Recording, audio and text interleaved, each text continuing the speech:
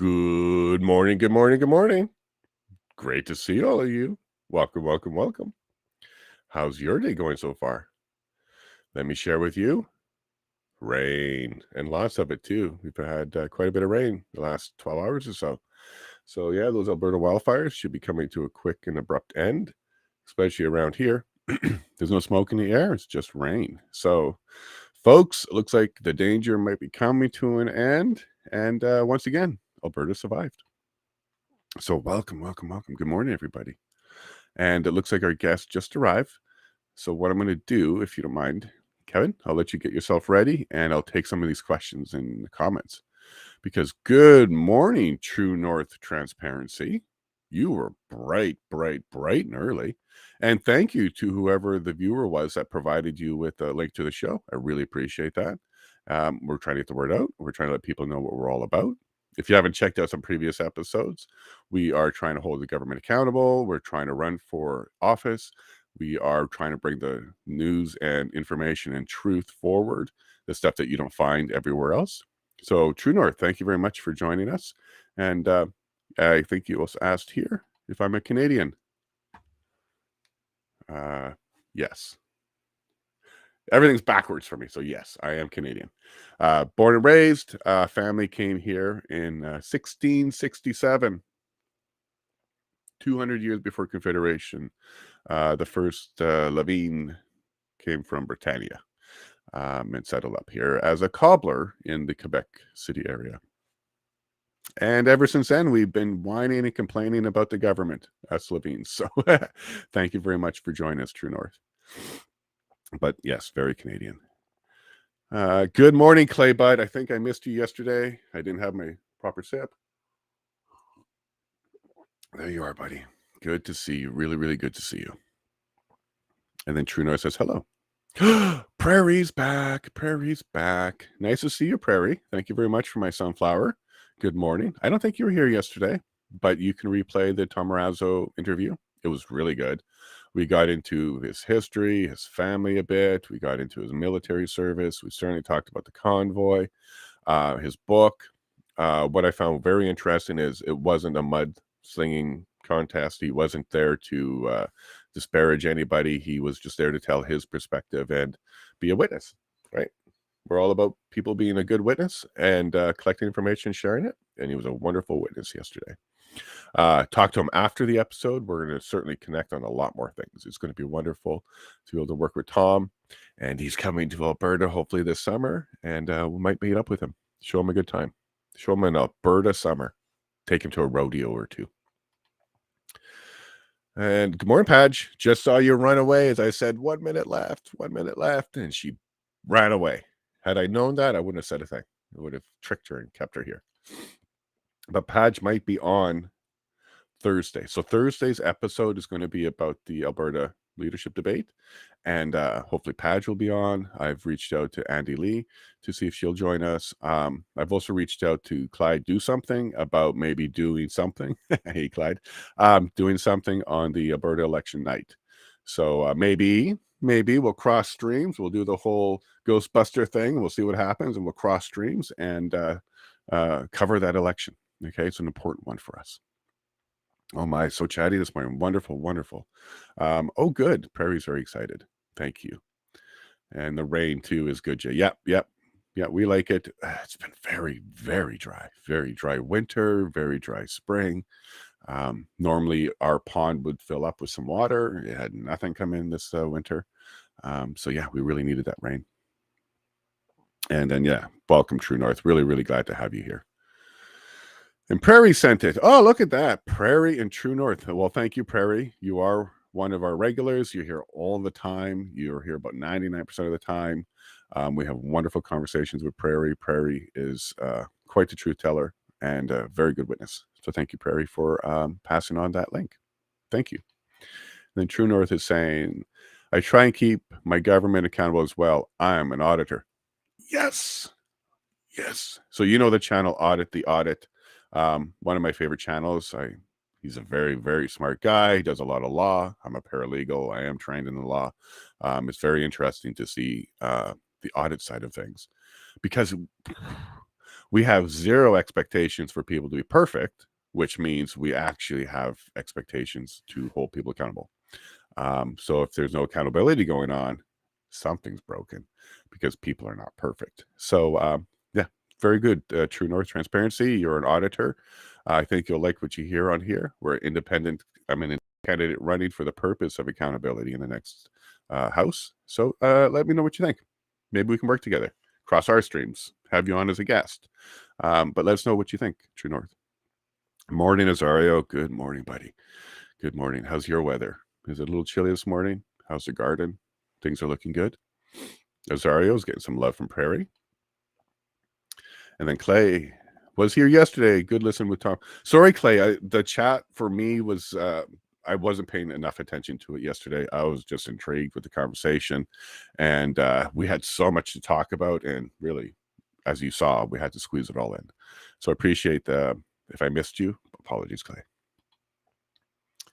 And then I'll definitely watch it today. Cool, Prairie. I think you'll enjoy it. Yeah, I think you'll enjoy it.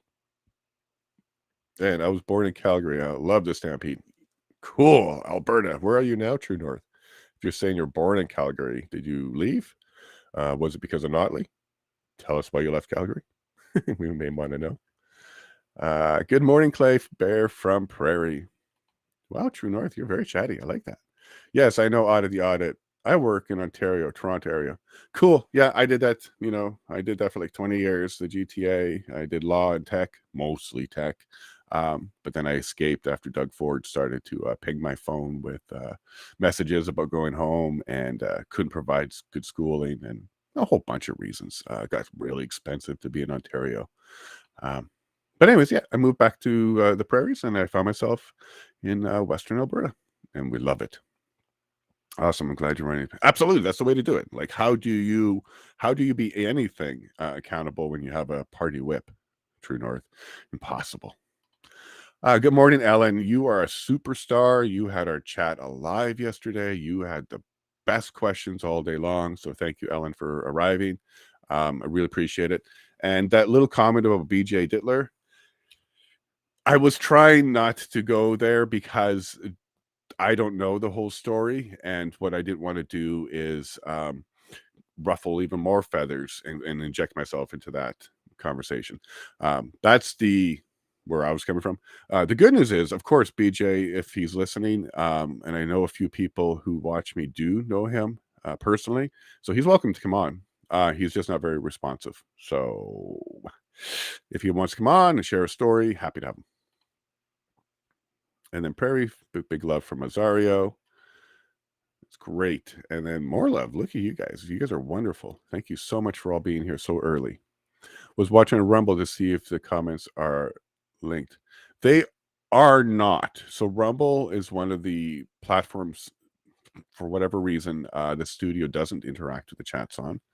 It does YouTube, of course. It does Facebook, and it also does Discord. So if you're on a Discord server, you can chat in there as well, and it will come up here. And it looks like LinkedIn as well. So LinkedIn, I will get the chat, but I can't respond to LinkedIn. But anyways, those 4 platforms, the chats work, not Rumble. All righty. Nice weather here, but hazy for the last 7 days or so. Think it's the smoke. For you? Okay. Okay, yeah, we sent a lot of smoke. It was express. It should be there for a bit. Enjoy. It wasn't so bad. We were in the thick of it, right? That's how that saying goes. We were in the thick of it. And we survived. So you guys should be just fine. Especially when a good chunk of you in Ontario are still masked up. So I'm sure you'll be just fine. And then Ellen's having a great time. Great time. Okay, so what I'm going to do is I'm going to try and see if our guest is ready. I don't see his video, but I'm going to throw him on the stream to see what happens. His name is Kevin, and he's known on the internet. I don't see a video from him yet. So I'll just keep him there while we wait on that. So he's known as government_corrupt. He's quite the tweeter. He's quite the active member of trying to expose government on all levels. And he is certainly not a big fan of the government. And he's got his reasons, and a lot of this stuff is valid. And I really believe what he's really good at is exposing them. Okay, in a very not a troll-like way, because I don't find him to be trolly at all. I find him to be very cutting and very, very good at getting the good comment in there and the ones that really get attention. So I would certainly don't. He might. I don't know. We'll ask him. But oops, my light just fell down. But I wouldn't consider him to be a troll. But we'll chat with him when he gets back. I know that he was grabbing a coffee and finishing up his. He was having, I think, a cigarette or something. But he'll be joining us as soon as he can. We've got his window up, and I'm fixing my light. True North, if you're here for a long time, you're going to know that I'm Bush League, literally. I'm in the bush. I'm off grid. I got no connection to the outside world. That wasn't a environmental choice. That was just there's simply no connections to the property that we found ourselves on. So we're solar, we're Starlink, we're all that kind of stuff. So it should be very good. But it is Bush League. Okay. And I gave a tour of my studio. It's cardboard with it's not duct tape, okay? It's gorilla tape, which is our generation's duct tape. Works way better, right? But yeah, we're really Bush League, but we enjoy ourselves. All right. Ellen is responding to is for the yeah. And he's welcome to join, okay? But I was introduced to him. I had like one tweet with him, and then boom. Hey, Kevin, go ahead and turn your video on. I have your video on the screen. We're just waiting to see you. So if you're there, please go ahead and join us, bud. But right now your screen is black there, Kevin. And maybe just, maybe you don't want your video. If that's the case, just start talking because your audio is up. So you can just start talking if that's the case, bud. And I'm fine with that. But it looks like there is no video stream coming from you. So if you want to just keep talking, that would be cool, bud. So Ellen, I'm trying to talk and share. Okay. Okay, so you are in my studio, which is great. If you can maybe go to the gear and see if the correct microphone is selected for you. On our end, it just shows no audio is coming through. I'm trying to talk and share. Well, yeah, give it another shot there, Kevin. I certainly want you to be able to come on. Maybe reconnect if you have to. You might have to. I'll even come back. You might have to allow your microphone and stuff, those kind of things. But okay, so yep, I can see that he's trying to reconnect everybody. So I'm excited about that. It's early out there. Here, 6 a.m., my friend. Yeah, and for me, it's I'm up around 4. So yeah, I wanted to make sure I was part of people's morning drive, especially out east. We are an Alberta show with a lot of Alberta focus, but we are a Canadian asset. We are definitely coast to coast when it comes to accountability. I'm running on a federal level. I see Kevin now. So that's wonderful. Let's get him in here. There you are, Thanks. Kevin. Can you hear me? We can hear you. There you are, bud. Oh, yep. Good job. Perfect. So I did listen to your intro. So I was trying to get a hold of you, but I guess it was just a connection issue. So everything seems to be worked out now. I guess, is there anything that you want to start off with, how you want the conversation to go? Maybe some of your listeners have some questions, but I'm pretty much all ears and I'm ready to go. That sounds perfect. That's exactly how we run this show. We're just going to chat and talk. I watched your podcast. I went through some of your tweets. I think you're a lot of fun. So I really have no issues with any of the topics I think we can get into. And then we spoke about the one kids in the room thing that we have, but neither one of us are profanity laced. So should be just fine. But yeah, thank you so much. And Thanks for having me my on. viewers, yeah, for sure. And they will actually ask a whole whack of questions from you. Because I'm sure they know who you are if they're on Twitter.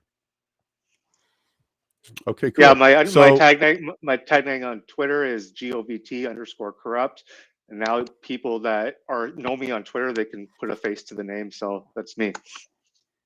Yeah, awesome. And that was really cool what you did on Schmidt's stream. Was that your first time exposing who you were and your name and your face and all that? On Twitter, it was the second time. I did one earlier with the Dean podcast, and right. with Schmidt, we got into much more detail on the monetary side, on the economic side, and touching a little bit on the geopolitics and my views as an anarcho-capitalist, and what that really entails, and how I got to arrive at that point.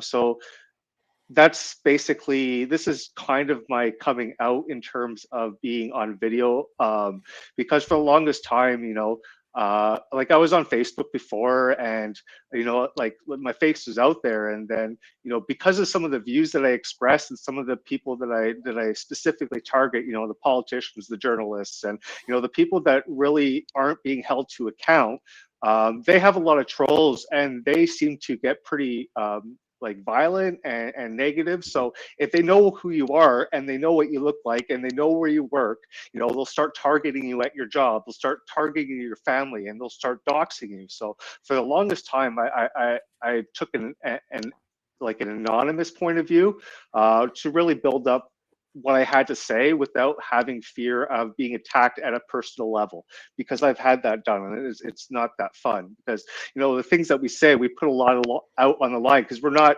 parroting the narrative, we're not saying everything Right. that the media is saying. So when we go anti-narrative, that's when you get really angry people coming at you. People or bots or just paid people. Like I don't even know if some of these people are even real, if that's genuine thoughts or not.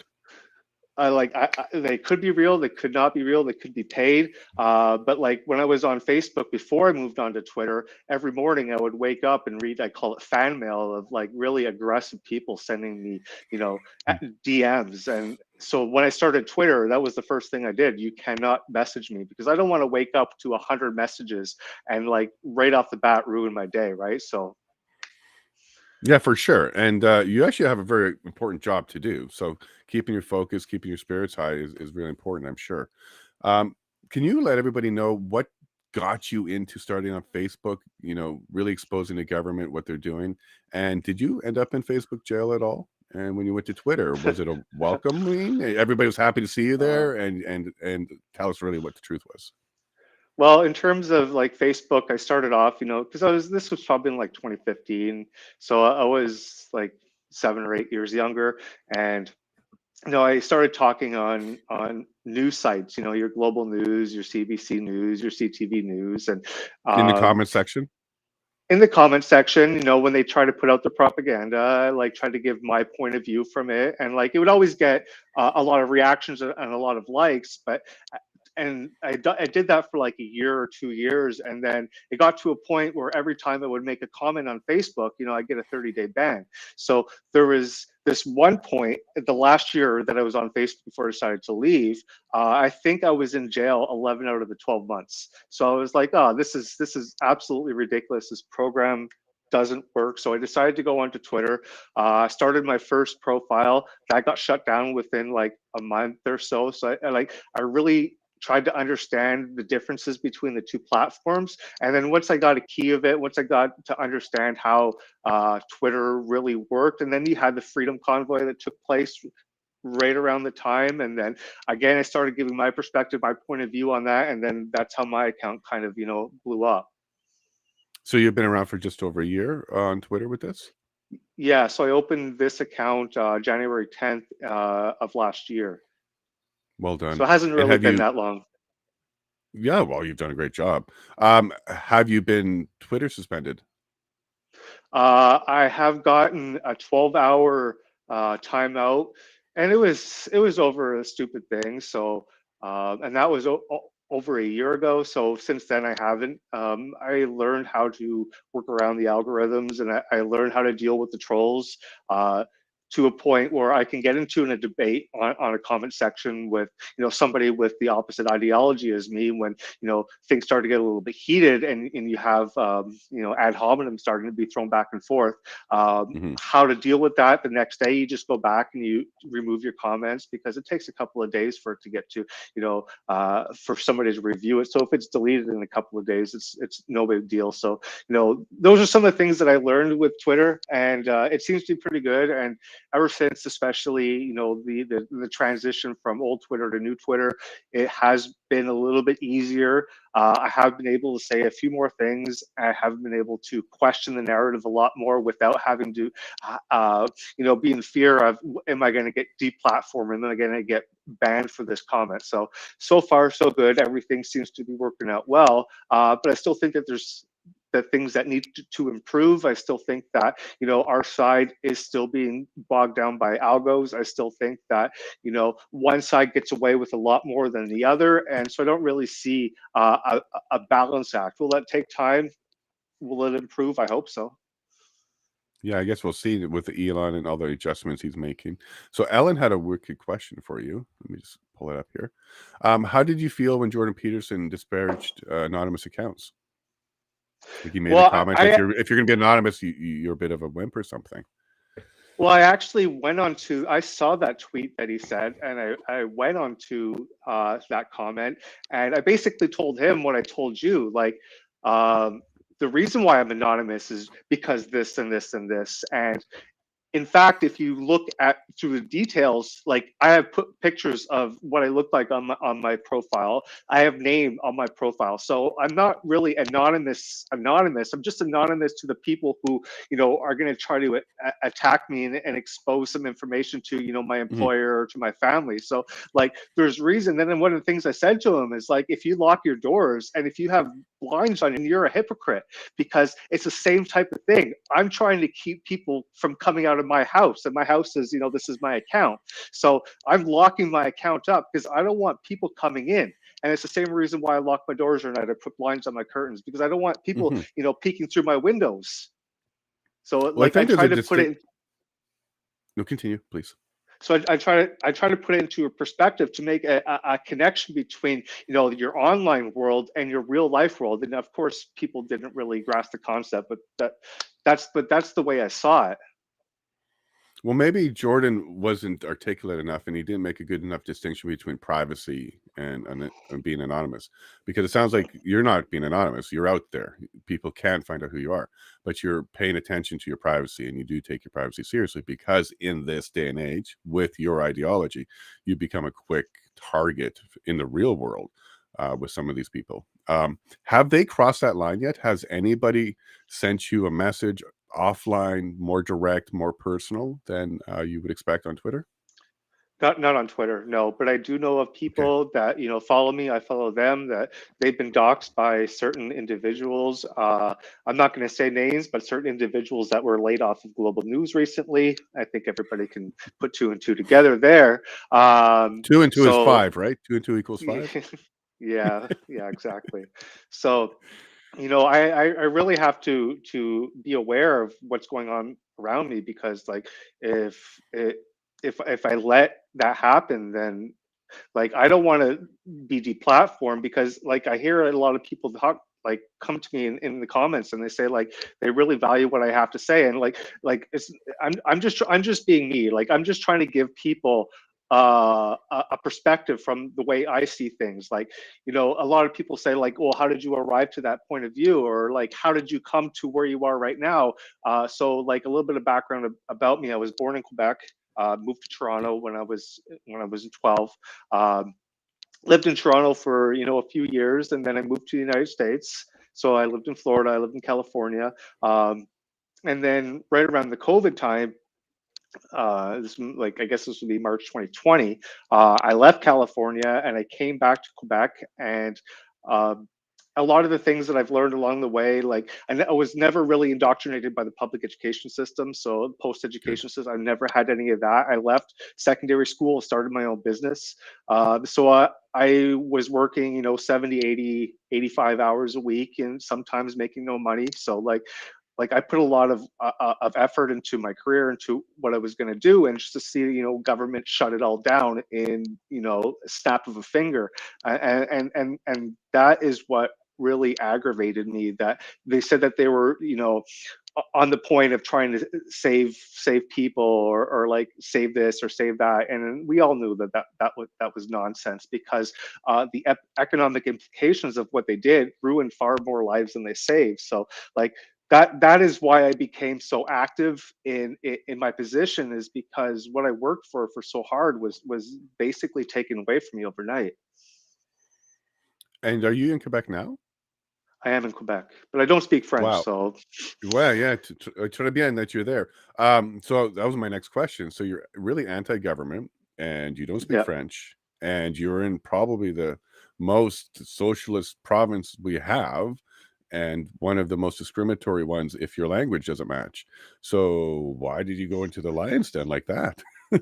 Well, it's because I was born here, right? And then my Okay. grandfather, he had property. I don't know if you are familiar with Quebec so much, but like he had property a little bit east of Quebec, and he had a few hundred acres, and he had a farm. So, and then when COVID came, he had to get moved into a retirement home because nobody could take care of him. That turned out to be like the absolute wrong decision. So, like Mm.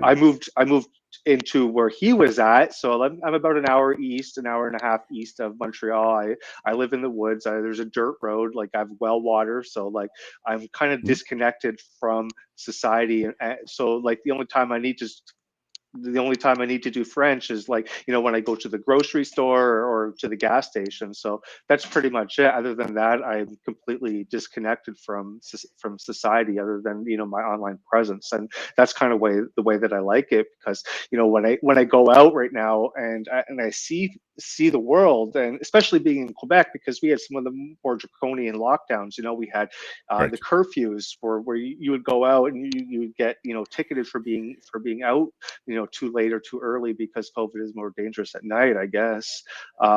So like,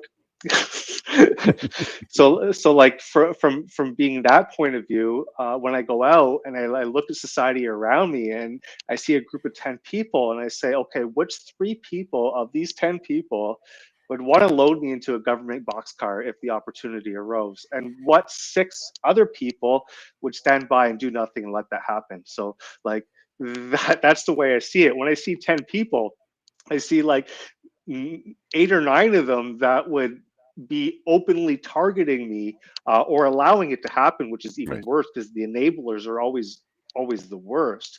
Um, if that opportunity arose, like we never really got to that point in COVID, but like if we kept on going on that narrative, we definitely would have been there.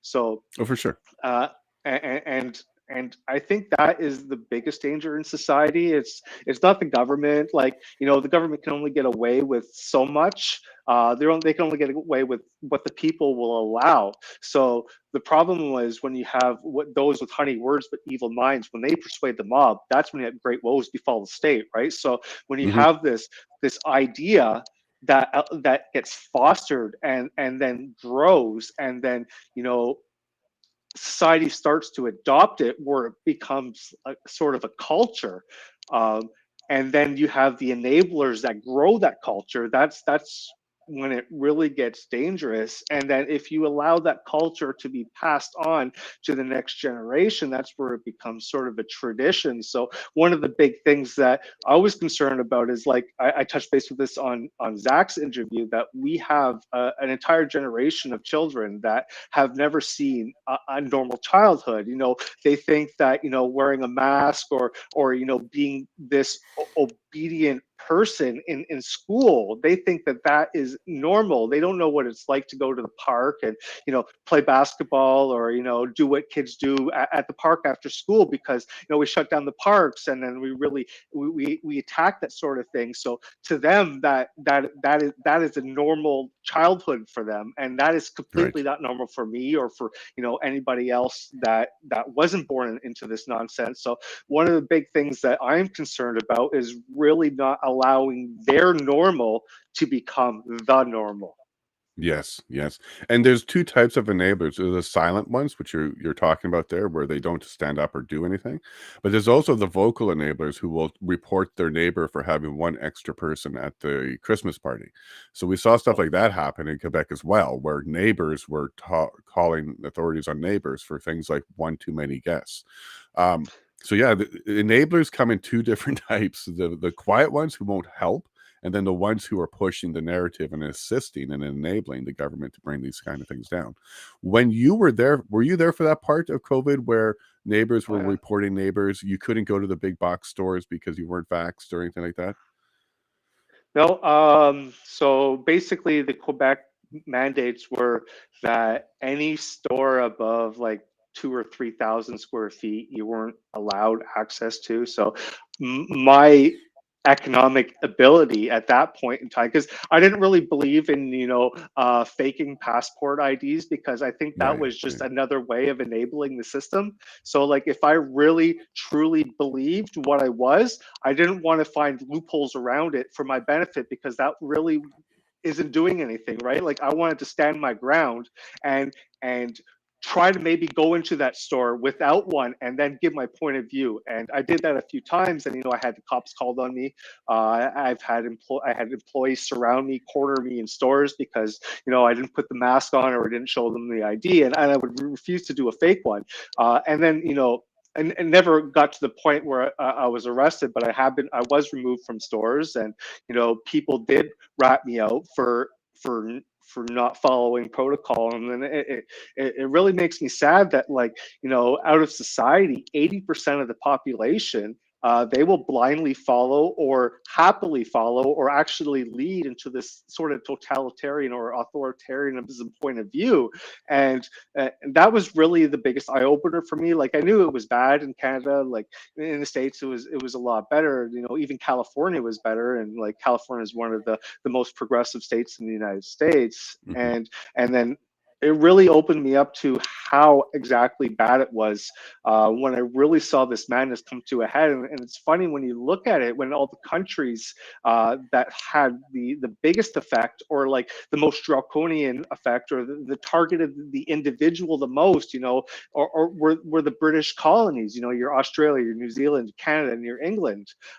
Those were the countries that really got hit the hardest and really, used the momentum of one individual, so the mob, to attack the minority, the majority attacking the minority. And it always seemed to come down to, the British colonies. And I really found that interesting. And, maybe it was basically because like Canada as a nation, sure, we fought in World War I, World War II, but we never really fought for independence. We never really fought to kick out the oppressive monarchy. We adapted the monarchy. We created a constitutional monarchy. And the same thing with the other Commonwealth, where as America, they kind of did a different path. Yeah, sure, they slept into the COVID sort of thing too, but there was a lot more pushback, especially in states like Florida, which Ron DeSantis.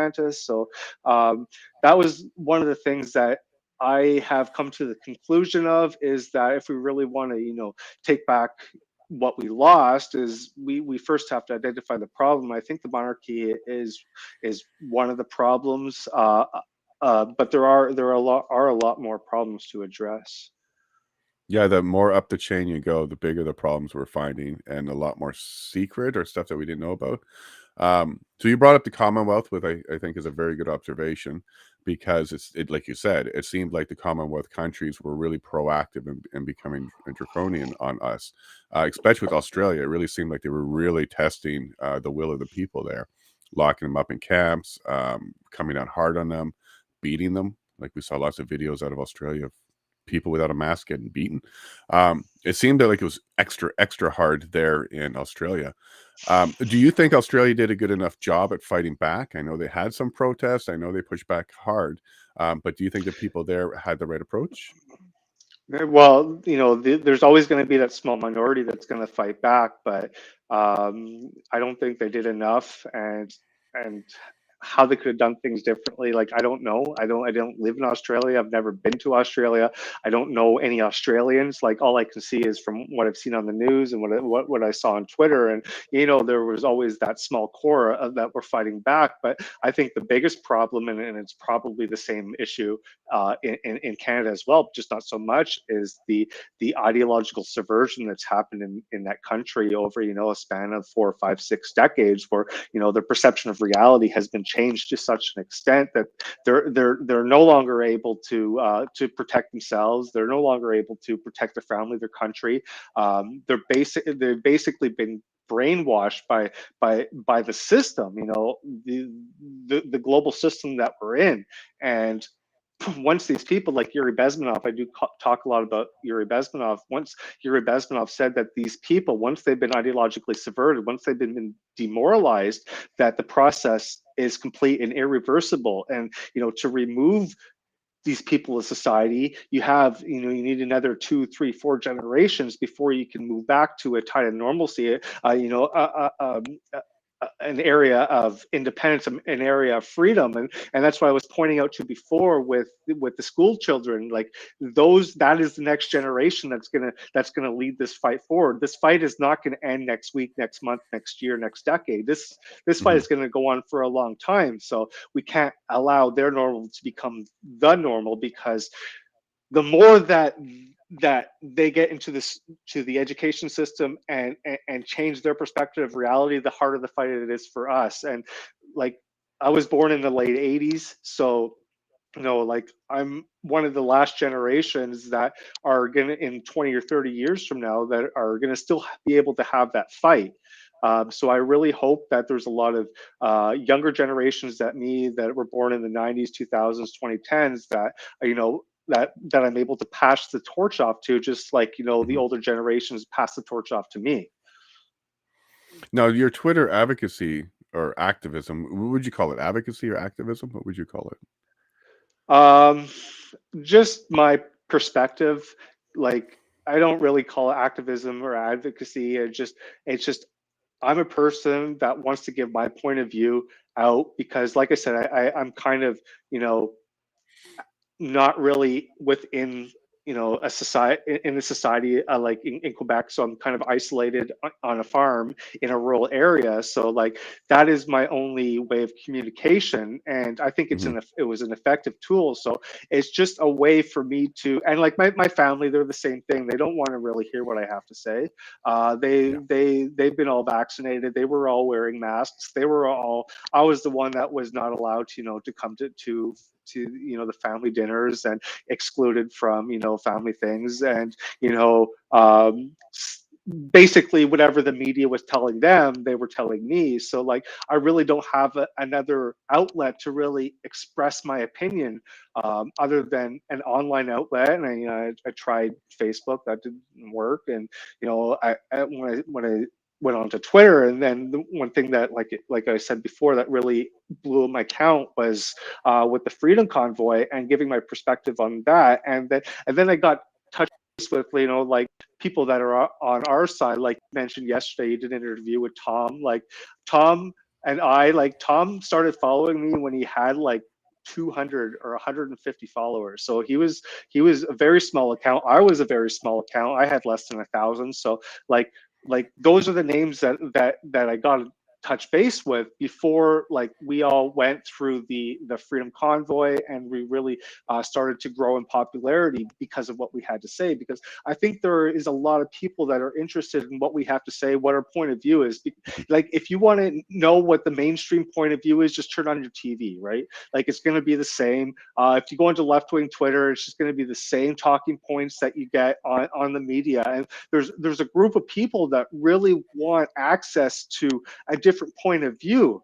And I think that that's where I come in, because I think that I'm pretty good at seeing government scams for what they are, because I was in sales for a long time, and Hmm. I ran my own sales business, and I was really, really good at being in, like, doing sales. And if you take a look at what the government did to push this vaccine and to push this, it followed a basic sales system. Right. So like, right after that, like, you could tell that this was not, they're not doing it for, you know, the benefit of humanity, that they're doing it for the benefit of themselves and for the people that they serve. So like, and then you can see in everything they do, like, they try to sell you on these ideas by using, you know, sales tactics, and they're not really Hmm. good at it. So it's really easy to point it out and to expose it. And then you have, you know, the people on the other side, because there's four types of buyers. There's people, they're yes people, they're going to buy everything. So like 20% of the population is going to buy everything. It doesn't matter what it is. It's the current narrative, it's the climate change, Hmm. it's the vaccine, it's the lockdown, it's the mask. Doesn't matter. Then you're going to have another like 10 or 20% of the population, and they're going to be like your maybes, where you need a little bit of coaxing, or you're going to need, you know, your Jones effect. So you get the 20% that are buying it to convince another 20% that they need it, and then they'll come on board. And then you have another like 30, 20, 30% where you're going to have the no's, and no, we're not going to do this unless there is coercion or force used against you, Right. unless you have your mandates or your restrictions. Then those no's will ultimately go over into yeses, and then what you have left are, we call them in sales is the a holes, is what I'm going to lay there. So, or the people that really resist everything. It doesn't matter what you do to them. It doesn't matter what you say to them. It doesn't matter how much you push. They will never change their mind. They will never do what you want to say. They'll never do what you want to do. And The we know, unpersuadables.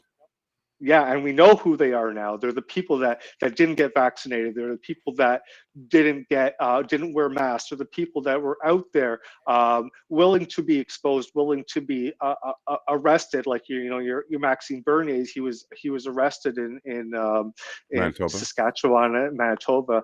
Uh, so like, and your Tamara Leaches, like those are the people that I guess when you take a look at it, the activists for freedom, like, so Mhm. there's activists who are government control, and then there's activists for freedom. And it's really interesting how you can paint a whole society based on a sales metric that I used to do to sell things like TV and internet to people door to door. Yeah, you're absolutely right, and I noticed that as well. Like, it was a lot of marketing techniques involved. You went from it was being enticed, everybody wanted, or they market it in such a way that it's for everybody. Go and get it, and then on the end, it became you have to, you can't fly. We went from persuade to force, and for me, I didn't do the vax because I was waiting for more information. Simply put, we've done other vaxes. We're not anti-vax, but we were anti this vax because there was no information on it and the tests weren't out yet. And I think in that particular group, which we will call the intellectually curious group, that particular group never was persuaded. And the more force you would put on that particular group, because you're intellectually aware, um, you were just exposing yourself as exactly what you're doing here. You're not here for health. You're here for compliance. You're here for that 97%. I want the highest number in Canada, Mr. Trudeau was bragging about. Um, and under that regime, because that's what that would be, a regime, anybody with intellectual chops knows that that was improper. That's not the way you deal with people, and that's not the way you persuade people. So it's clear to me that you sniffed this out very early. What was your Did you have a turning point? Like, did you have a day where something happened, whether directly to you or you just observed it, which made you say that's enough? I don't believe this garbage anymore, and I want to get out there and start correcting some of this myself. So the main thing, this would probably been about March of 2020, mid March. This was like right at the beginning, and then you had the Bank of Canada and the Federal Reserve come in and say, "Oh, there's a virus. We have to fight it by cutting interest rates and printing money." And then I remember like in 2016, 2017, and I was doing interviews on the radio about the next crisis that's going to occur is going to be an inflationary crisis where the banking system, the central bankers are going to cut their interest rates, they're going to inflate currency supply, and you're going to have massive amount of inflation, and there's going to be an inflationary recession, and you're going to see the price of real estate spike, you're going to see the price of the stock market spike, the precious metals spike, your cryptocurrency spike. So once I saw that they are moving towards that on the monetary aspect, and then I watched the movie. I don't know if anybody's ever seen it. It's a pretty good movie. It's called The Pianist. So it's about the Holocaust and about Roman Polanski, I think, directed it, and it was about how a Jewish person in Poland survived through the Holocaust, and it goes through it. So first, then they banned him from the parks, and then they banned him from running a business, and then you needed this passport, and then you couldn't go there, and then you couldn't do this, and then eventually like rounded you up and put you into a ghetto. So like I was comparing what they were doing in the movie and then looking obviously, more into detail, and then looking at what they were doing right now. And that, like, it was probably mid-March when I was starting to compare uh, the COVID regime to the Nazi regime of the early 30s. And a lot of people are going to be like, oh, the Holocaust that killed, millions of Jewish people, and but like the Holocaust did not start in 1943, 1944. It started a decade early, when you had the collapse of Weimar Germany, Right. through a hyperinflationary crisis, and the rise of Hitler, and then how he stormed the parliament and took over power, and then there was a viral outbreak, and then he started to demonize a certain group of people with elevated levels of propaganda, blame them for all society's woes, and then ultimately got to the point where the majority asked, how can we punish these people? So that whole process took 10, 15 years, and that is one of the things on the left that they really can't get their heads around. They think that everything was fine in one day in Nazi Germany, and the next day they were putting people into the gas chambers, and it took a lot of time. And if you really look at the COVID thing, and there have been some you know people from the Holocaust that were still around today, and they're saying, no, what we did was much worse, because in Germany, what they were doing, at least you can flee to bordering countries, or you can go to across the ocean to North America. What we were doing with COVID was global. There was real no place to escape it. Whatever country you would want it to go to, you'd be targeted. So I Yep. think that with that aspect, it was global as opposed to national. And if we would have kept the ball rolling, and if this nonsense would have kept going for as long as it did, in the 30s and 40s, it would have gotten there. It would have taken, a decade. But those were the early warning signs of authoritarianism. And if you can't spot that, if you can't pick that out, then you don't know history. You just know what you've been told, and to look at the end result and say, oh, we screwed up, we missed it. But when the evidence and the signs were so blatant 10 years earlier. Hmm. And it's kind of like bankruptcy, right? It's gradual and then sudden. So it takes a little bit of time to get you into that situation, and then when it happens, it's like sudden, and then all of a sudden everything's different for you. And you're Mhm. not wrong. So did you start recognizing this as far back as 2015 when Trudeau's government came into power, or did you see it even sooner than that, like 2001, where we even had Harper doing some of this stuff?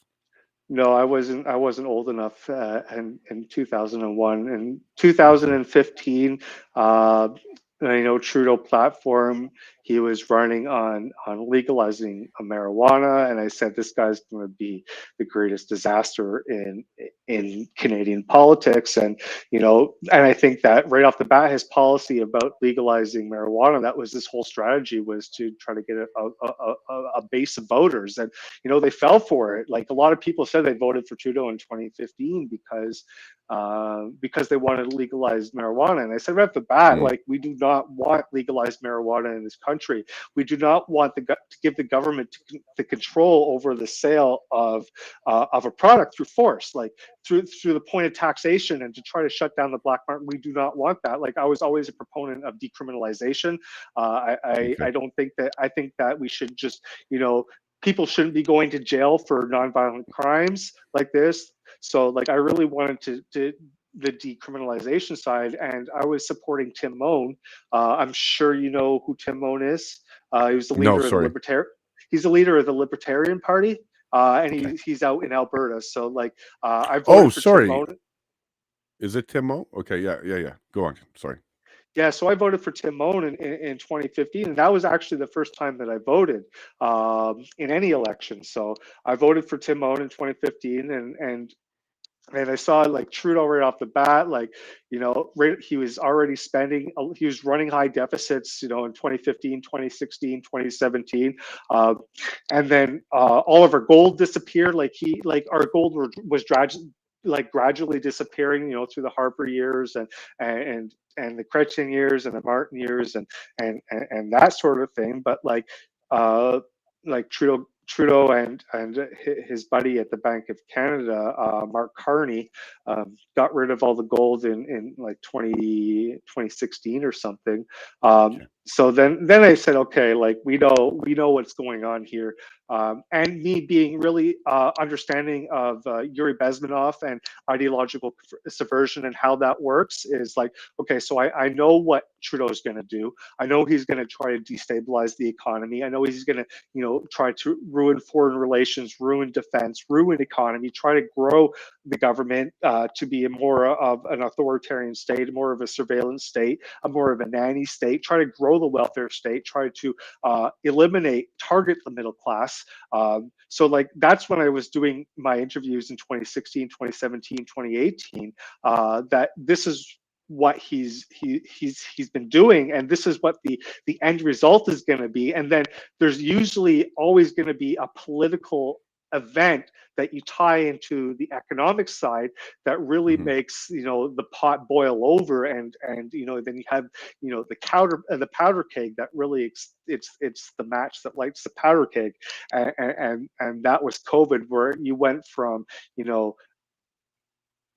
like crazy to absolutely insane in a span of a very short time. And that's when I became really active. And so I knew right off the bat that I wasn't even hesitant. I wasn't even saying I don't want more information on this. I was a flat out no. And like anybody who takes this is they're gonna they're gonna probably regret it sometime down the road. Probably 20% won't, because they're the buyers of They're the everything. But like buyers. Yep. the vast majority, anybody who was coerced into it, is going to regret it. And even there were a lot of people that were, they had no problem with vaccines, and they weren't even anti-vax, and they were okay with the narrative, and they ended up getting. I see like on Twitter all the time, people that were accepting of the narrative, they took the vaccine and they got injured. Hmm. So like there's a lot of people, and it's going to take time, but over the next 2, 3, 4 years, if not already, that they're going to be really, really angry at what their governments, what the media, what the corporations did to them. And another thing that I try to make aware to people is like, yeah, you can be angry at the government, for mandating this, for restricting this, for like taking away your ability to travel, but you also have to be mad at the corporations for falling into line. A lot of people think that the government should answer to us, right? But clearly that is not the case. The government answers to their masters, and who are their masters? And if you take a look at all the policies that came out, it's quite clear that their masters are the corporations. What did they do? They shut Hmm. down the small, medium-sized businesses, and they left the big box stores open. So I couldn't go to Sam's Hardware, but I can go to Home Depot, because Sam's Right. Hardware is a COVID uh, wrecking ball, and you'll die within 3 seconds. But if you go to Home Hardware or Home Depot or any of these big box retailers, you're completely safe and you're completely fine. And back to the point with the monetary side, when you hyperinflate, because that's what they did when they really inflated the currency supply. Ultimately, what it does is it devalues that currency, especially when there's no demand. So there was no demand. They increase the supply. So what that does is it it's a mechanism to transfer wealth from your wage earners, so the people, your mechanic and your electrician, or the person that works the cashier or drives the truck, to your asset holders, so the people that own all the real estate, they own all the stocks, they own all so they targeted the middle class by shutting down their businesses. They targeted the middle class by destroying their wealth and transferring it to the upper echelon of society. And who benefited from that? The corporations and the 1%. You can take a look on Google. There's plenty of articles that said it was the biggest wealth transfer from the middle class to the upper echelon society in history.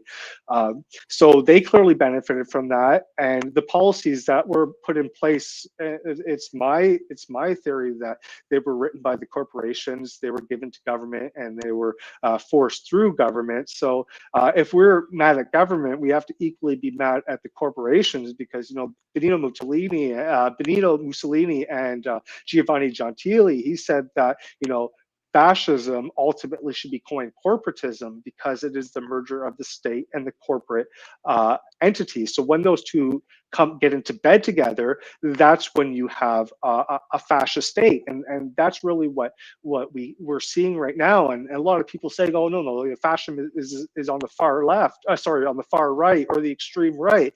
And I'm like, well, how does that actually make sense? How could fascism be on the far right or the extreme right if it needs government to operate? Right? And wait, when you take a look at it, even on the current day's definition, because they've changed the definitions as they've changed the definitions of everything over time, it says that, you know, a dictatorship type of power that oppresses the people. So how could you have a dictatorship style government oppressing people on the far right when the far right is anarchy or the complete absence of the state? It just doesn't make sense. And that just shows the ignorance, the political ignorance of a lot of people that try to put it on there, because, you know, their thinking is, communism is on the left and fascism is on the far right, when a lot of those ideologies are very similar. You know, the only real difference between, your communism style and your fascism style is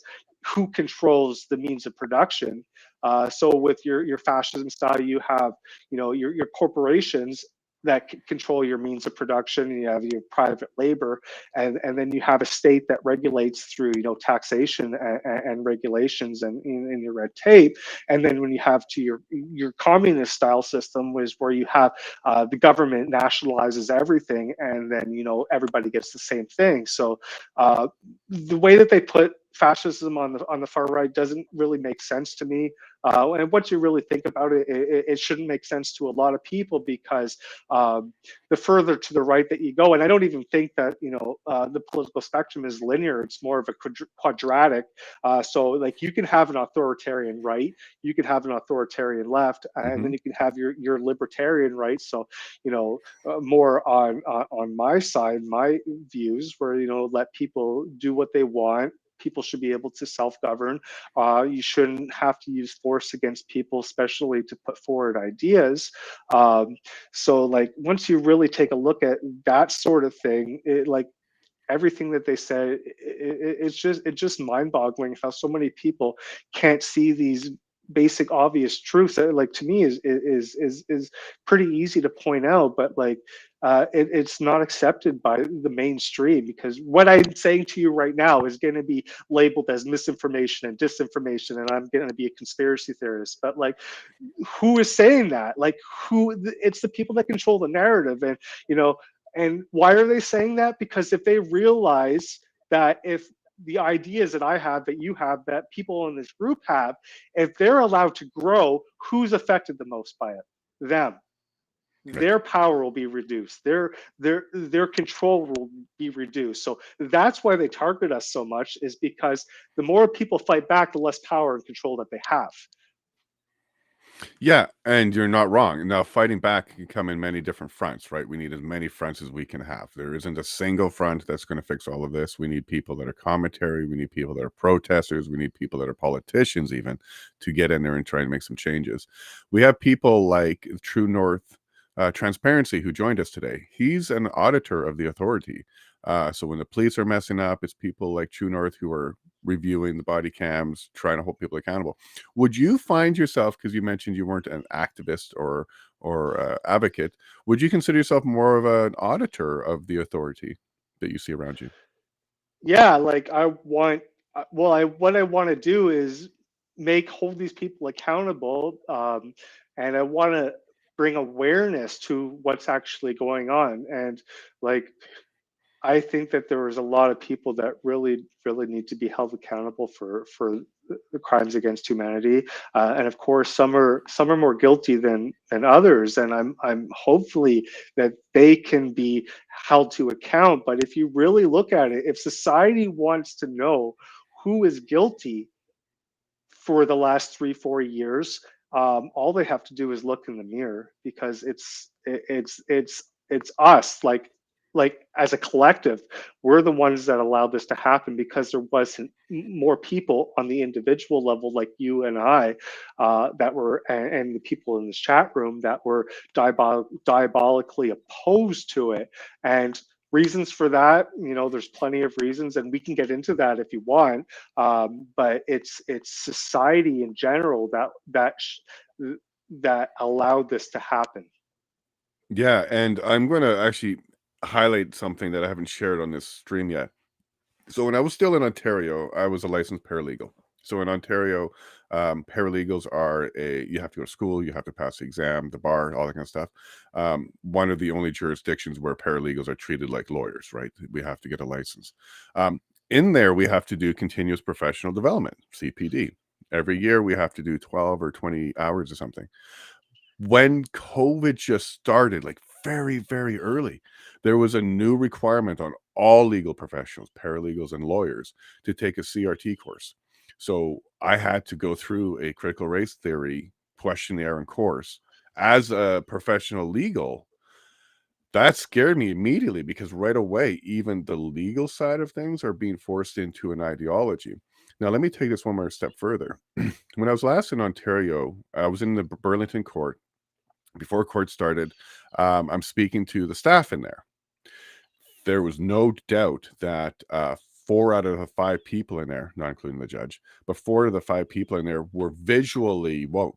Visually woke. It was clear. There was a they them. There was colored hair. There was that.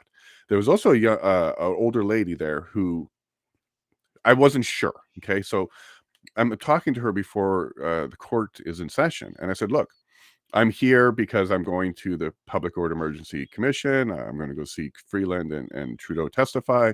What's your opinion on this commission that's going on?" And boy, did her attitude change immediately. She was so anti-trucker. She got verbally and profanity abusive about it. So I asked her, like, I'm not trying to push her and convince her or anything. I'm trying to ask her, like, why? Why do you hate this so much? And her frank answer was, what if they had their trucks with their diesel smoke sitting in front of my house and they were trying to kill me? Like, wow, did you ever eat that narrative? And really, you think there's people dying in Ottawa because of truck fumes? Like, that's how scared you were? And then she basically told me to STFU because there's no way that she wanted to talk to me anymore about this subject. Even though I wasn't angry, I was just inquiring, like, what kind of fear do you have? And now I'm telling you, in the legal system in Ontario, I witnessed it. The professionals were being retrained and indoctrinated, and the staff in the courts themselves are very, very woke.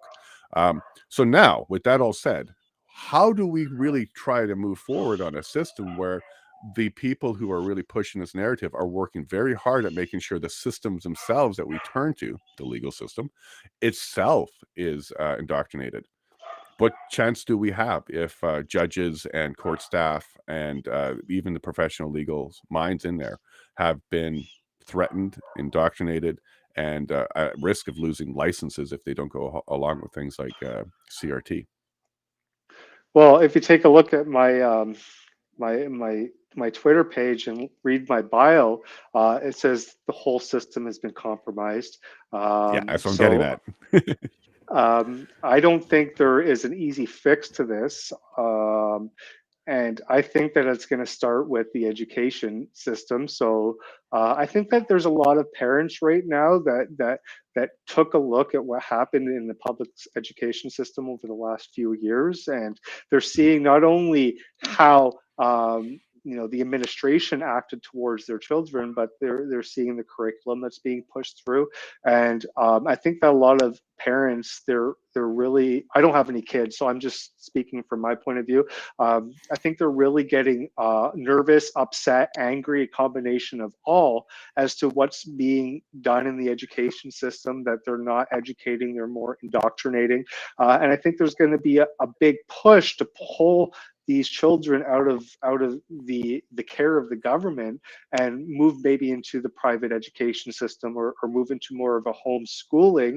And I think one of the things that can really be a game changer is if there can be a network of like-minded people like you and I that can create a system that is, not just even national but global, that can really start to educate children, or adolescents, or adults on on the views of freedom, on the views of independence, on the views of accountability. But that's where I think that it's going to be, because you have to understand, like, the perception of reality has been changed so much that people, when that's why they call us, conspiracy theorists, and all this thing. So, like, the government does it for their reasons, because they don't want to lose Hmm. the power. But the Hmm. people that do it, they do it because their perception of reality is so different from ours, that when they hear us talk, they think that it's absolutely crazy, because they believe what the government said.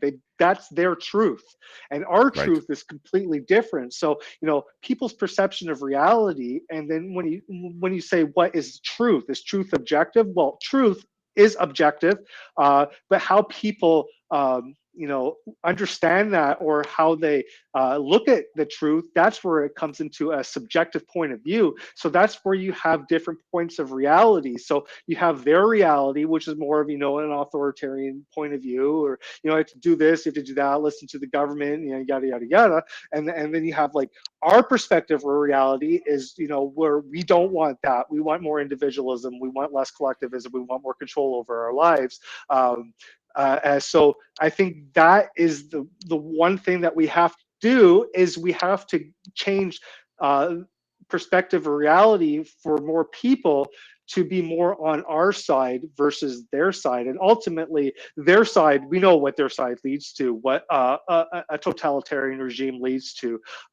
It leads to, ultimately either starvation or mass death through genocide.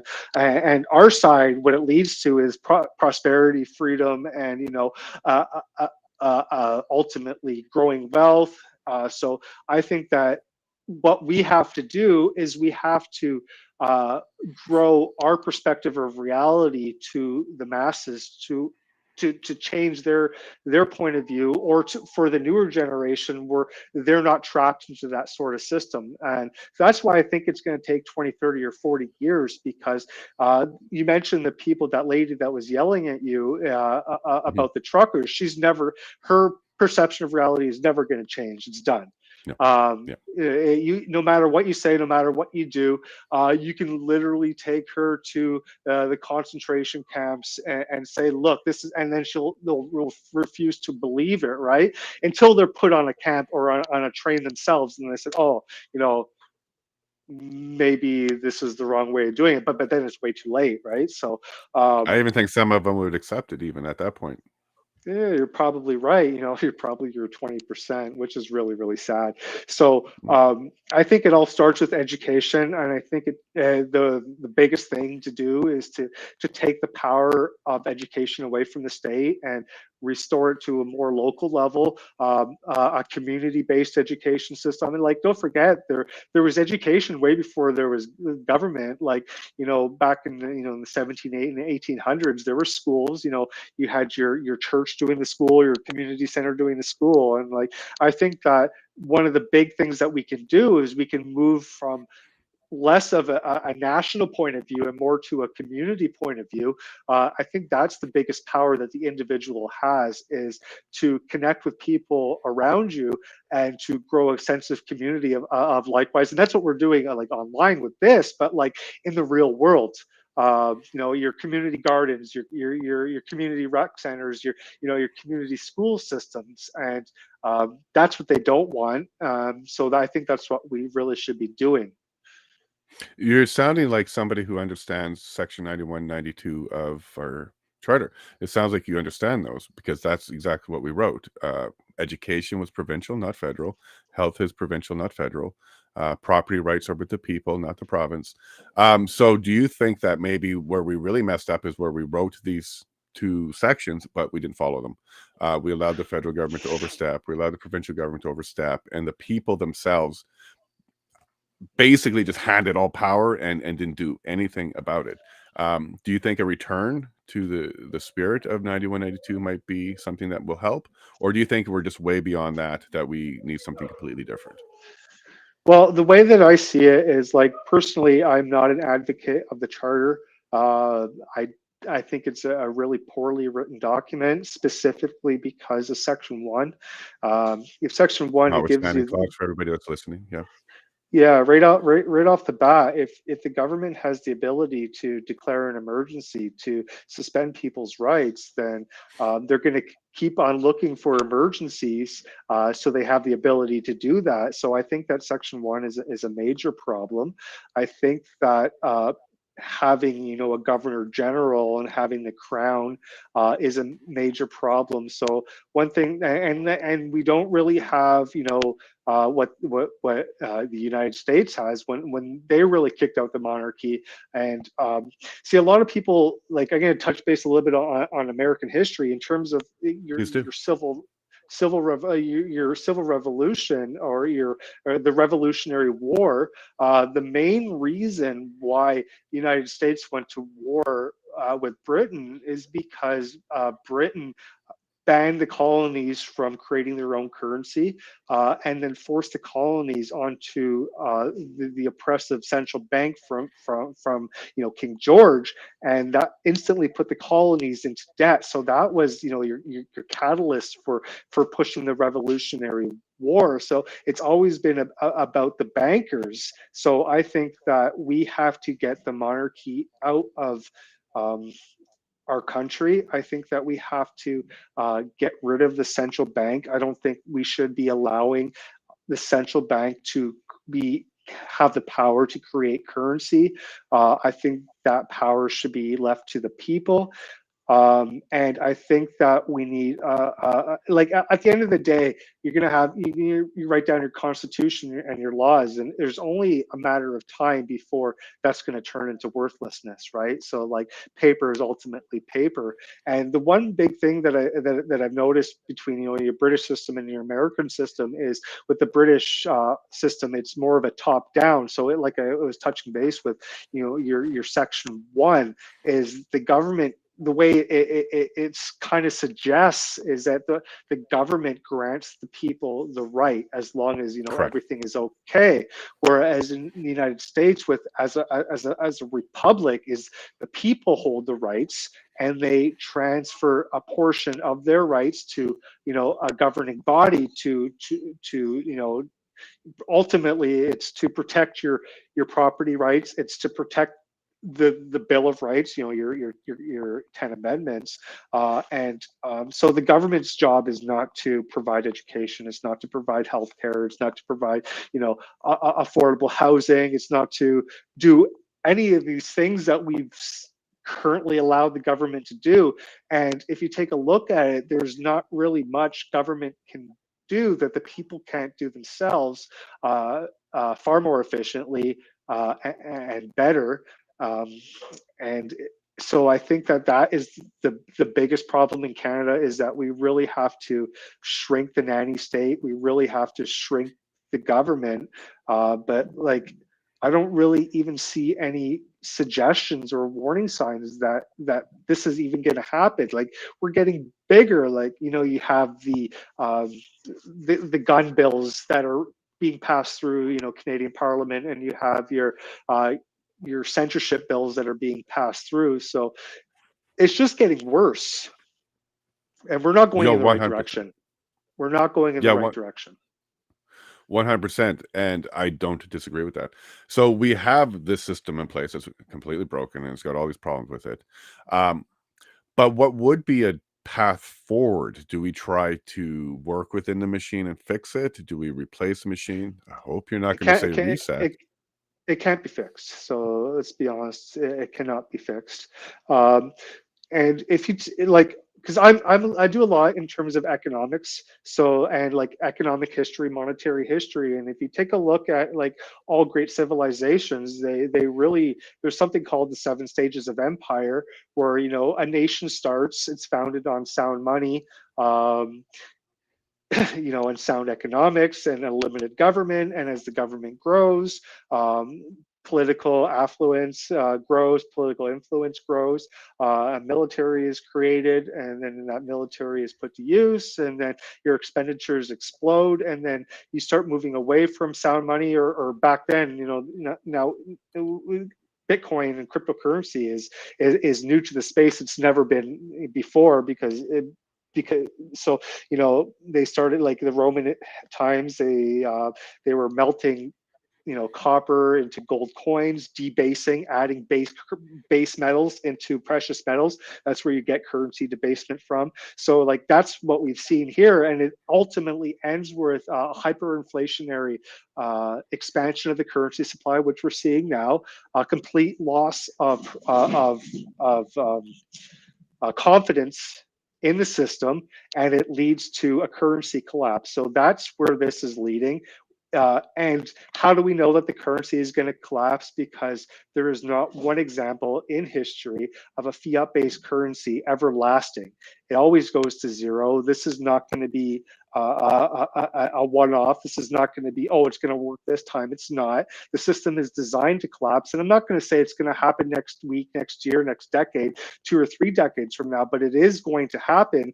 And that's why we're seeing a big push with this, central banking digital currencies, and because they're already trying to usher in a new system, and you can't usher in a new system unless you destroy the old system. So I think that there's going to be a banking crisis that, and you can start to see it with the United States. Some banks are going under, and so I think that the central bank is going to try to become more powerful and try to nationalize the bank and launch that currency. So, and that's their end game for them. Once they're able to do that, like all hope is really lost. They have complete control over absolutely everything. So that is going to be our last stand. That is going to be humanity's last chance. And we have to do whatever we can to resist that, because once people start to accept that, it really doesn't look good for us. And I don't want to be fear mongering. I don't want to be,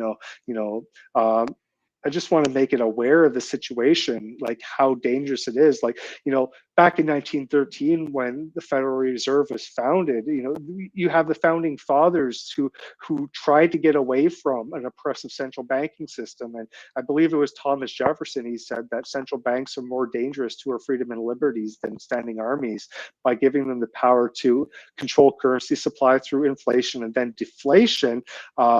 Them and the corporations that orbit them will rob everybody of their property until they wake up homeless on the continents their fathers conquered. And then when you take a look at what the narrative is now, build back better, and like you own nothing and you will be happy. Like that's ultimately what they're talking about. So the head of the snake is the central bank, the central banking system. So if we ever want to have a chance, like a lot of people are attacking the government, and rightly so, but nobody's really holding our central banking system to account. And the one big thing that we can do is we really need to increase the education level, the awareness level, because that's where all our problems are.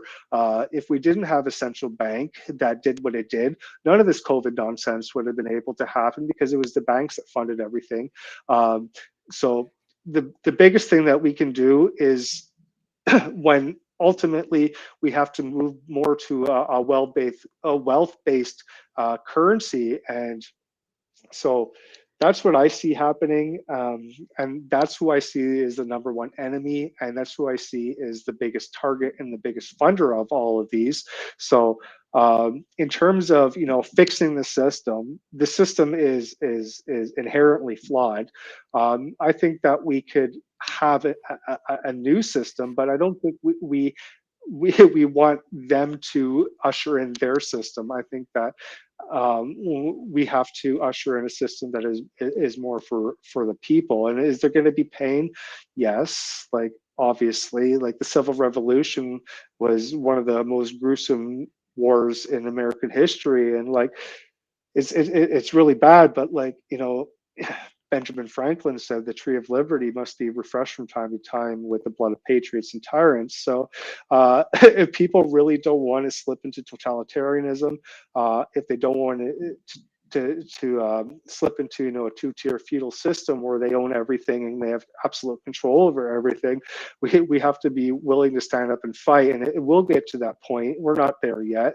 When are we going to get there? I don't know, but there will be a point in time where we're going to have to, as humanity, as a nation, as the globe, to really put a line in the sand and say, okay, enough is enough. We this has gone way too far for way too long. We have to step back. We have to start taking our individual freedoms and our individual liberties back. And if you take a look at like a society or any sort of civilization, it's a giant pendulum. It swings back and forth from individualism to collectivism, and that pendulum can take 200, 300, 400 years. And America was founded on individualism, individualist ideology, and over the last couple centuries, the pendulum has swung back to collectivism, and there will be a catalyst that will swing that back to individualism.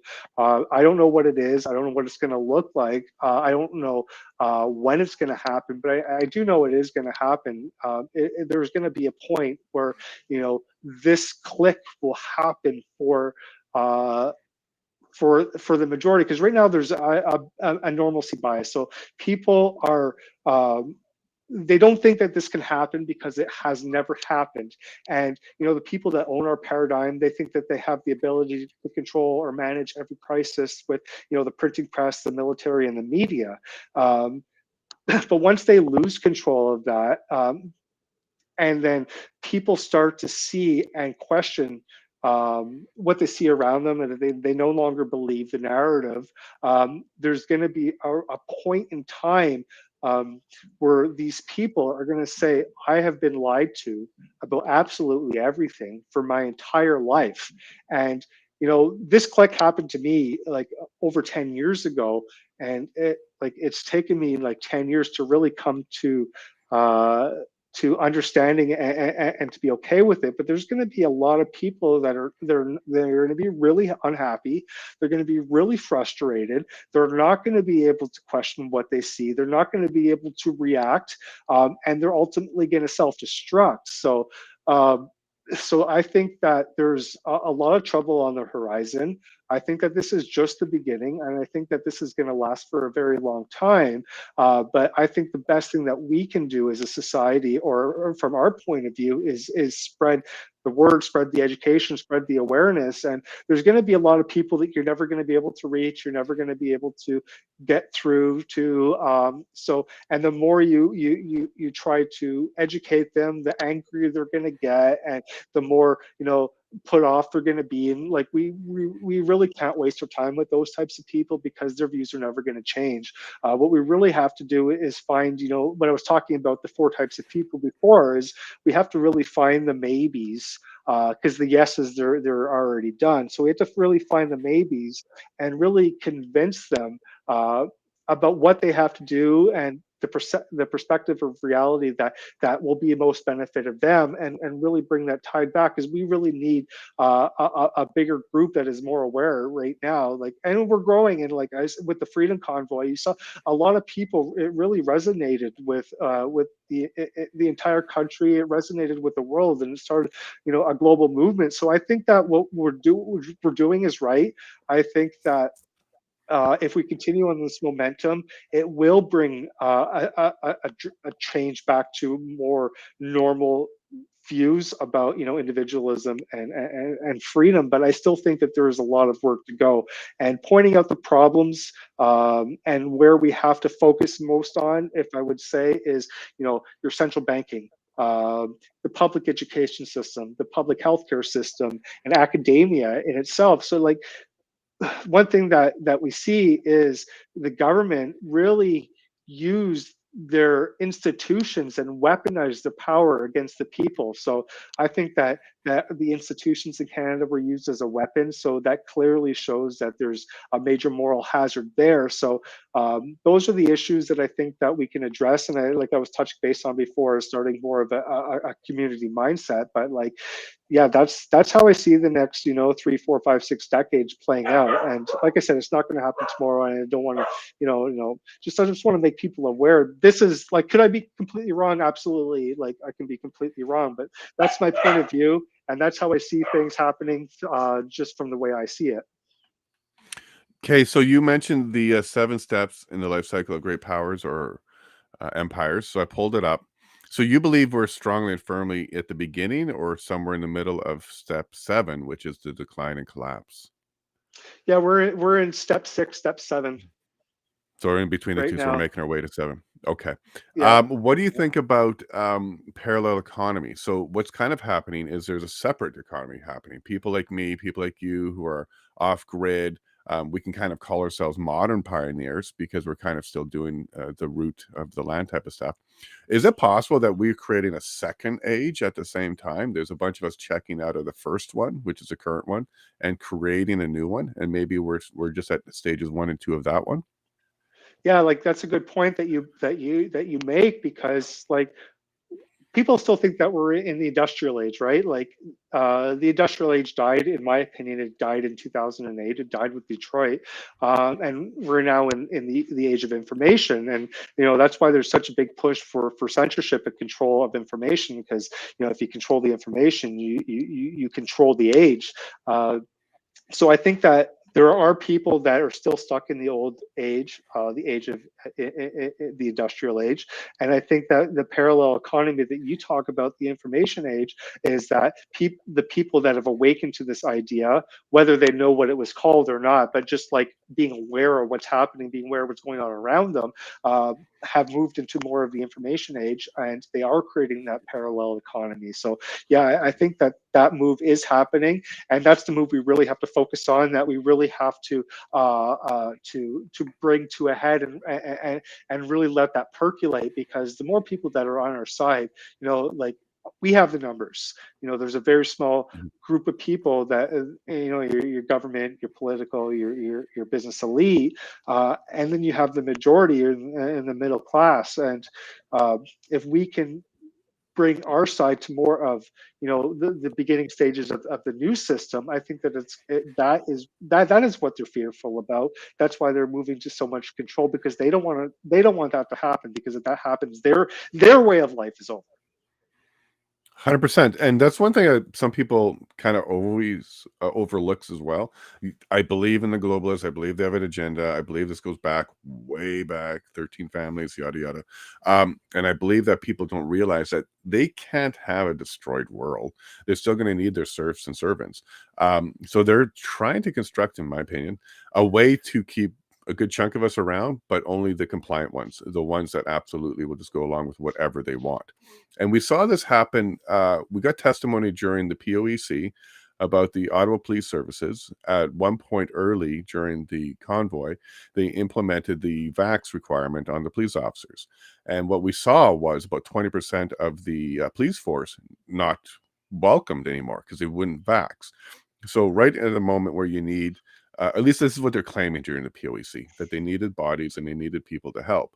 That's when they implemented what we would call a segregation of the mines. So the people that wouldn't do the vax, the people that would stand up and they see it for what it is, they were shipped out. Okay, they were shipped out.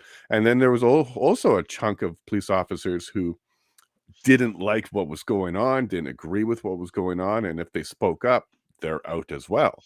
So what I'm getting at is I believe that our system, police level, government level, and others, are designed or are being leveraged in such a way that if you are of a certain mindset, the people that show up to this show, you're going to be outed. You're going to get booted out. So what that ends up happening is we have no fighters left in the Ottawa Police Services, RCMP, all of these particular government run authorities that we should be, as the people, part of. There's a certain ideology that's being pushed out. And I'm also going to kind of highlight, because I did this. I left Ontario because Ontario was really going in a weird direction. and directly, reaching out to me and telling me what to do. But what I ended up doing is I left Ontario for Alberta, which then meant there's less fighters in Ontario that are going to be able to stand up and fight. And what we also saw for the last 2 years is there's a massive migration from Ontario to Alberta. So are we doing this on a country level as well? Are we moving all the strong fighters out of Ottawa and out of the places where the fight needs to happen? And is that by design? Are they making it so unattractive for people like us that we leave? Therefore, the battle is not going to be as strong when they keep pushing their agenda and mandates. Sorry for that little bit of a rant there, but what I'm seeing is this seems to be like a design where there's a certain chunk of people, us included, that are being forced out through these policies and these direct attacks to our ideology. Yeah, well, like it's interesting. And if you take a look at, the way that they implemented it, the first one they implemented, you were a hero for doing nothing. You were rewarded. You got their commercials where they're giving away, nonsense stuff, burgers or what Yeah, have you for complying. So first you're called the hero, and then you're called selfish. For not doing it, so they try to manipulate you through that. They try to paint you as the bad guy, but oh, you can be the good guy again. All you have to do is do that, and then you you're have the the grandma people that, abuser, right? You're killing grandmas. yeah, you're killing grandma, all of that nonsense, and then you have the dissidents, and the dissenters, which is us, and interesting. So there was something in Hawaii, in South Vietnam, right? There was a Hawaii massacre where overnight, over 1.5 million people were killed. People with more individualist freedoms, and the American intelligence, they could never really figure out how communists in the Viet Cong could do this, but what happened was, like, the decade before, that's what I was touching base with. This takes a long time. The decade before, there was a network of informers and people that were instrumental in creating public opinion, that had all the information on absolutely everybody, and they knew who to target. So that was one of the things that came to mind with this vaccine thing. Is now they know who are the compliant ones, who are the Right. semi-compliant, and who are the non-compliant. Get rid of the non-compliant, get rid of them from our institutions, because they're the ones that are stopping us from really pushing forward our views and our narrative. Make them pay as much as possible for not listening to us. So we're basically the enemy. They know who we are right now because our names are not there. They know if you had 2, 3, 4 vaccines or not, how compliant you are, and you're going to be measured like on a social credit score on There your you go. on your Yeah. on your compliance. So ultimately, we've all failed, like, in this room. So, like, everybody here has failed. So that is what they're doing, is trying to eliminate dissent within the system, because they see us as a big threat. Well, I think a lot of us have like a golfing mentality. The lower that social credit score, the better we're doing. So, get me to zero. I want to have a bogey. No bogeys. I want to have some birdies here. And I think when you put it that way, the compliant ones and the social credit score, you're bang on. That's exactly what's happening. They're crunching the data now. Even in Canada, they're already talking about automatic tax returns for low income people. So they're already telling you they have enough information on you to go ahead and even do your taxes for you. That it should be a concern to everybody because for a country that says we're a very private country, we most certainly are not on the government level. Um, so, you know, I'm running for office because I'm so fed up that I think that if I don't do something, they're going to show up at my gate and take my kids away. You're not a parent. I don't know if you have plans to do that yet, but you are in Quebec, which has one of the most difficult places to raise your children. Where even in Quebec, they've already passed laws that minors can make decisions on surgical and medical decisions without their parental consent. How do you feel about not only is Quebec very direct when it comes to, for example, they don't support homeschooling in Quebec. Quebec is the least supportive homeschooling province in Canada. Alberta is one of the most. Um, what do you think about the Alberta Quebec dynamic that's been created for like 150 years in order to separate Canada itself between That's east that's a big west and question. keep that fight going?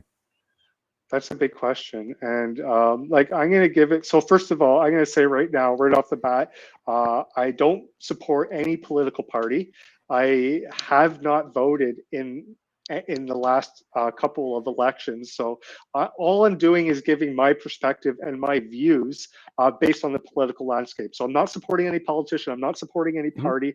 I'm not advocating for anything. But the way that I see it is, like, we have to talk about the elephant in the room is the PPC, like, Maxime Bernier, and like what he's doing. And I think that it is good, but where a lot of the hostility is coming from is it's coming from Alberta, and it makes sense. It's because Alberta's been screwed over by Quebec for very, very long time. And what Alberta sees, in my opinion, I could be completely wrong. Correct me if I am. That I see that Alberta as a collective of individualists, the last thing they want to see is another Quebec party, another Quebec prime minister, and that's why I don't think that the PPC is getting a lot of the traction out west. It's doing okay here, but like, and like again, we can talk about voter rigging because that's a whole other topic that we can get there. But like, so I think that that is an issue. Will Maxime Bernier, like, I like the guy, like I followed him from from when he was a minister in Harper's government. I liked his points of view on eliminating the dairy cartel and supply management. But I don't think that Western Canada, and I do want to get your opinion on this, will really Mhm. be able to accept or to be okay with allowing another Quebec prime minister and allowing another Quebec party come to power. Now, what are your views on that? Oh, you're absolutely right. So I was offered the seat by the PPC for Yellowhead last year. I worked very closely with them. I spoke with Maxime. I spoke with their headquarters. We worked really hard at trying to bring me into the party. I turned them down. There's a whole whack of reasons. If you go back to my previous episode last week, at the end of the week on Friday, it's titled "A Federal Candidate." I go into deep detail about what happened with the PPC out here. You're not wrong. The PPC themselves know a French leader is a hard sell out west for a whole bunch of historical reasons. They just simply don't trust French. I'm a French person. Okay, I got French blood, 100%. Je m'appelle Jason, but I don't have the acceptance of a lot of people simply because of that. So it's definitely a very, very uphill battle out west for Maxime specifically. His party, though, has a lot of support. So out here, there is a lot of support for the PPC out west. Maxime's going to go to Manitoba to run for one of the ridings there. Because I believe Alberta, Saskatchewan, even parts of Manitoba, we're independent. We've always been independent, especially because of the fight with Ottawa/Quebec. I'm going to backtrack a little bit. I do think that the issues between Alberta and Quebec are artificial and created by Ottawa. It helps Ottawa a lot in order to put these two provinces, or at least east-west, against themselves, because it gives them a bit of a divide and conquer type of ability. As long as we are not united to fight against Ottawa, then we're divided, and that gives Ottawa a lot more leeway when it comes to what they're trying to push down the pipe. With all that said, Albertans don't hate Quebecers. We do understand that our fight is with Ottawa and it's not with Quebec. We do understand that Quebec has laid down groundwork for years now on the separatist front, on the sovereignty front, which Albertans should be taking notes, because Quebec has received concessions out of Ottawa because of their pushes.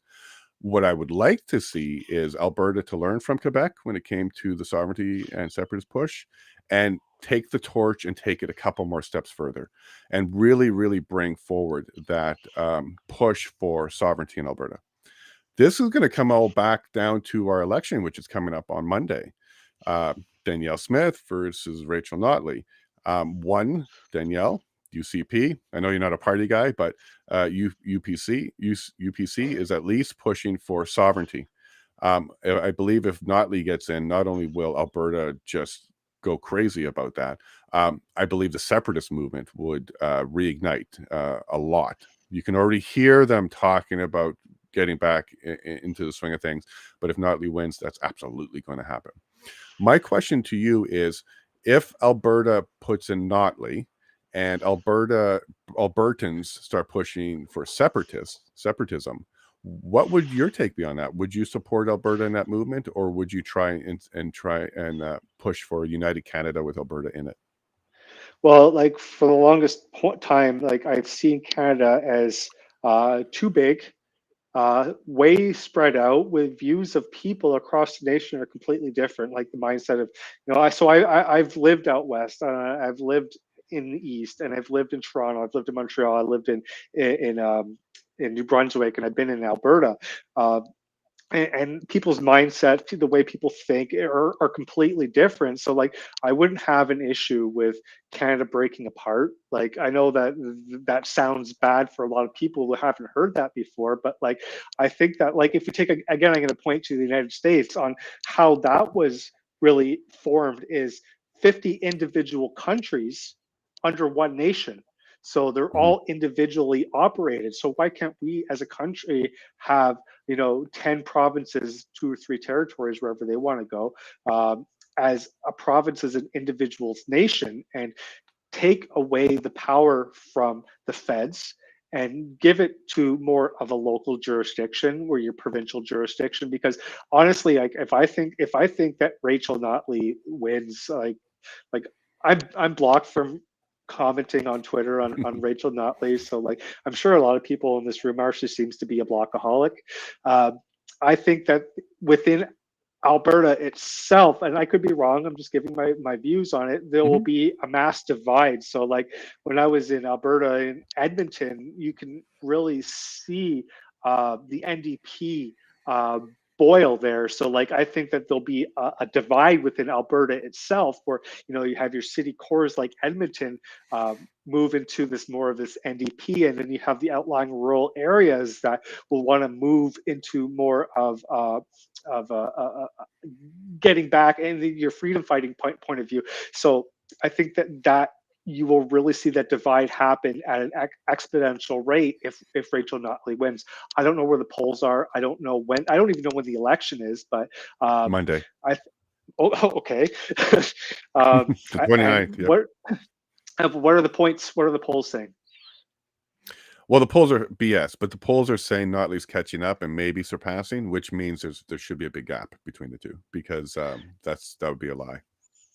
And a lot of the issues too with our media is like a lot of the journalists are part of QP, right? So Not your this guy. union, your union, and so unions tend to support NDP. Like to me, I'm going to say what I think they are. I think they're communists. I think they've openly said that they have communist supporters in their party. Um, They use the so word NDP, comrade a lot. Yeah. yeah. So NDP, like I see as the Communist Party of Canada. Um, so obviously the media is going to support that because it supports their narrative, because you Mhm. know and Daniel Smith's UPC, I'm just going to go from like putting logic together that she probably is not going to get the support of the media because it's going to attack Yeah. their lifestyle and their point of view. So like you said before, obviously polls are a lie, but like Alberta already kicked Rachel Notley out for being horrible. Like if they vote her back in, like there's some serious issues that you as a province really have to address. Could it be that it was the voter interference, voter rigging, or is it that media has manipulated people and created a boogeyman? Like I don't know, but there will be some serious problems that you will have to address if Rachel Notley is allowed back into office. 100%. And that's a wonderful question. Like, where is she getting her support from? The cities. How is she getting the support from the cities? Well, she's blaming everything on urban and other people. The cities are without because of other people. And she's definitely really pushing forward with curriculum in the schools being controlled by the state, and your children should be there. So it's clear that she's working on indoctrinating our children further. I would be shocked if Alberta voted her in, but anything's possible, right? I was shocked that Trudeau won that last election after what he was doing. I was shocked. But Alberta, the rural areas everywhere but Calgary and Edmonton are definitely independent, very strong, very conservative. And I agree with you. I would be surprised. There is a couple problems though that we've had with Danielle. And that would be when she was running to take over the leadership of the UPC from Jason Kenney. She made a lot of statements around expelling the WEF out of Alberta. There's no question, and there's no even secret, that the WEF has partnered up with Alberta Health Services. It's on their website. They're proud of that partnership. And then Danielle also mentioned a couple of times during her campaigning that WEF policies and guidance have no place inside of our government. However, it's still there. Okay. That partnership is still there today. It hasn't moved. And some of us who've been watching those problems trickle in, like digital ID in Ontario is a program that the WEF is working on. Alberta, we're doing healthcare, a program with them. So with that said, I know you know who World Economic Forum is. I know you know who Schwab is. You've probably even read the book, right? So you can get an idea of what they're telling us their plan is.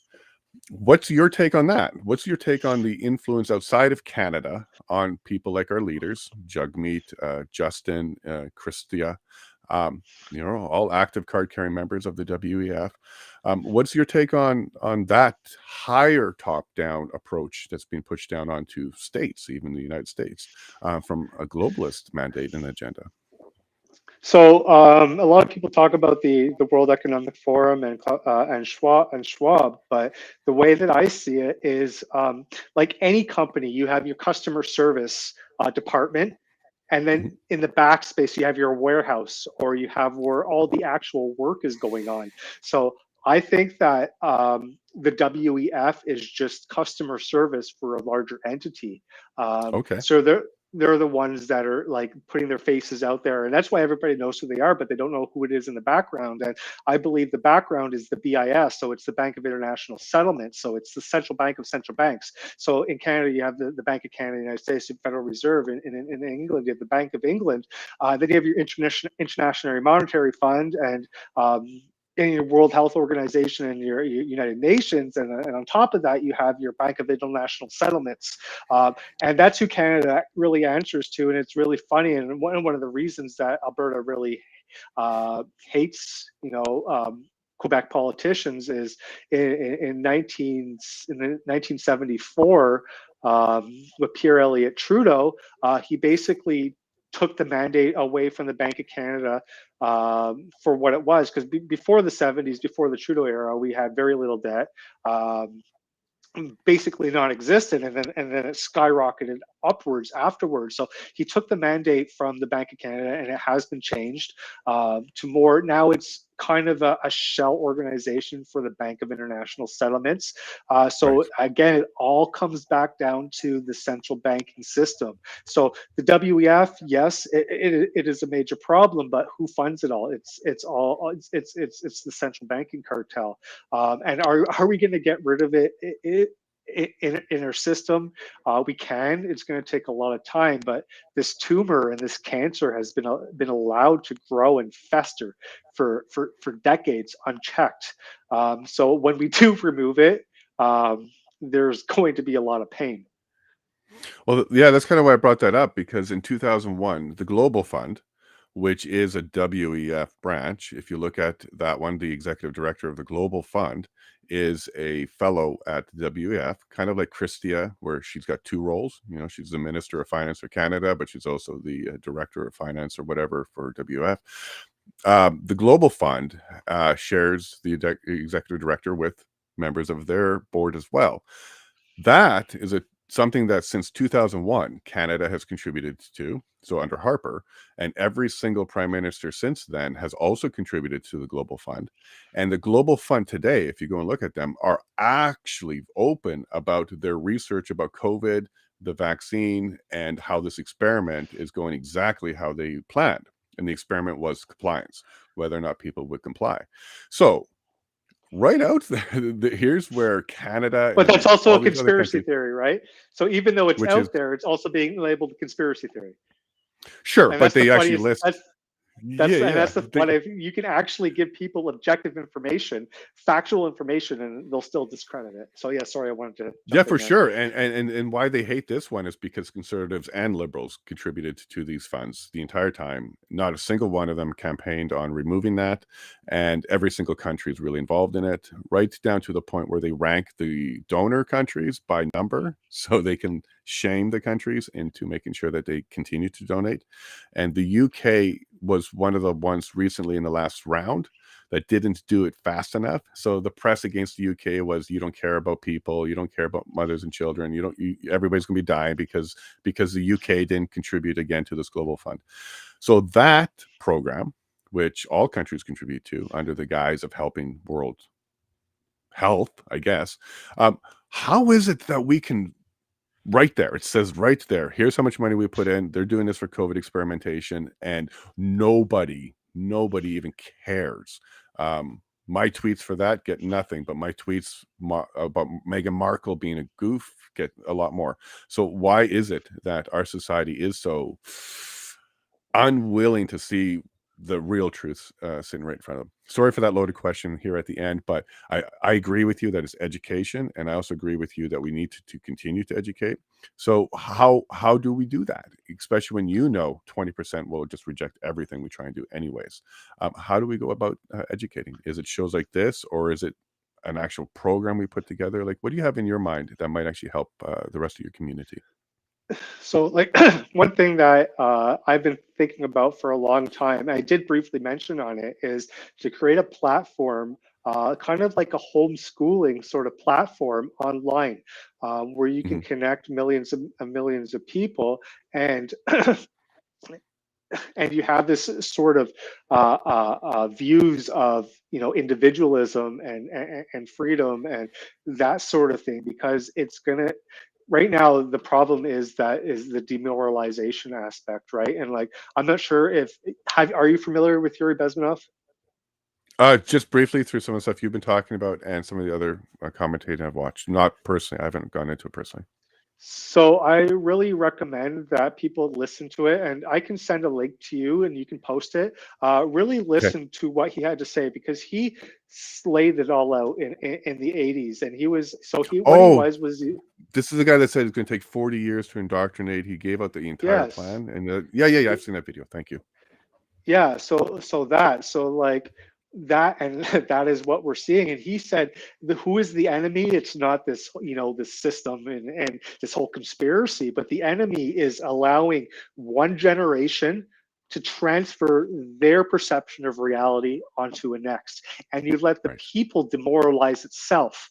And that's what we've seen. So we've seen this ball roll for like 30, 40, 50, 60 years. And when did the state really take control over the education system? I don't Hmm. know, probably in the 60s and 50s and 60s. So that's where our fight has to be. We have to target the education system. And how can we do it? We can do it through online platforms. The platform doesn't exist. Maybe it does. I'm not sure. But like, if the only chance that we're going to have at changing society's perception back is we have to do it through education, and do it that way, and stop the ideological subversion process that is being pumped into society right now, and has been pumped into society on unchecked Marxism for decades. We have to stop that process. So it's the education system, and that's why I think that people are they're looking for, a quick collapse. It's going to be fine, fine, fine, and then boom, it's going to be absolutely horrible. But like, that's not really how it works. Hmm. It's a very slow, very insidious process. It comes by way of 1,000 cuts. And like, they started this back, in 2001 with your Patriot Act, and your 1913 with establishing the Federal Reserve, establishing the IRS, your income tax, and the CRA in Canada. So like, this has been happening, and it's been such a slow process. And I'm sure you're familiar with a boiling frog theory, right? Like, Hmm. if you put a frog into boiling water, he's going to hop out. But if you put it into water and then turn the temperature on slowly, he'll just stay there until he cooks. And that is their plan. That's what they have been doing to us. So I think our greatest asset is time. So we still do have time. Even if we were to start right now, we can still move society back to more of an individualist ideology and a more of a freedom mindset. But we have to do it through the education system. We have to do it the same way that they did it to us. So it will take Yep. one generation, two generations, three generations. And I think that us right now, we're the founding fathers of the new liberty The new movement. age. So like, Yeah, the new yeah, age. we are the, and a lot of people say, oh, you're not fighting a war in Normandy, you're not, you know, storming the beaches at Vimy Ridge, but we're in a new system. And if we're in a new system, then the warfare is different. Before you had hot wars, right? Where you go in and you blow up an area and then you take it over. Now you have economic warfare where you collapse the society through economic policies, through fiscal and monetary policies. And you have psychological warfare that demoralizes people and removes all hope on that aspect. So those are the two wars that we're fighting, economic warfare and psychological warfare. No longer hot wars. That's of the old ages of the industrial age. We're now in the information age. So we're ultimately the soldiers that are fighting this new war. And this new war is far more dangerous because it's not on some distant battlefield. It's in people's living rooms. So we're actually being Right. attacked on an individualist level. Every single time we turn on the television, every single time we hear one of these opinions, we are at war. So I think that people, once they realize that the new war zone, the new battlefield is people's televisions, people's computer screens, you know, social People's homes. media, people's homes, um, and the people that are standing up and advocating for what we advocate right now, we're going to lead the way for the next generation. So we have to continue doing it, and we can't be shut down or deplatformed. And that's why I'm so concerned about, you know, what I say and how careful I am, because I feel that I do have a lot of value to add. I do have a perspective that people are interested in hearing, Hmm. and I want to make sure that I have that presence online, because I think that even people that send me messages, they said that, oh wow, like what you've said, it really changed my perspective. It really changed my views, and like what you've done, it actually helps me out. So like out of 1,000 people, if I can just influence one person, I think I've done my job. Well done, well done. And I'm just going to kind of close this up because we're down to the last few minutes. But one thing I'm going to kind of put out there for all the parents out there, I believe we, the parents, are the problem, and we're also the solution. 40, 50 years ago, when we started to take a hands-off approach to our children, and I quite literally mean that, when we were told we couldn't even spank our children or discipline our children anymore, I believe that's where it really started. When parents did a hands-off approach, started to become afraid of their children, and then the power actually starts to go to the children, where they can report you if they don't like what's going on. They can run away, talk to teachers. I think that's where the disconnect was intentional between parent and child, and the hands-on approach of parents was discouraged in the 60s and 70s, right to the point where parents were becoming criminalized based on parenting. And I think that's really where they put that wedge right in between our culture and the children's and the parents. So if we can pull that out, and by the way, I'm not advocating beating your children. I'm advocating discipline your children the way that you're supposed to discipline your children.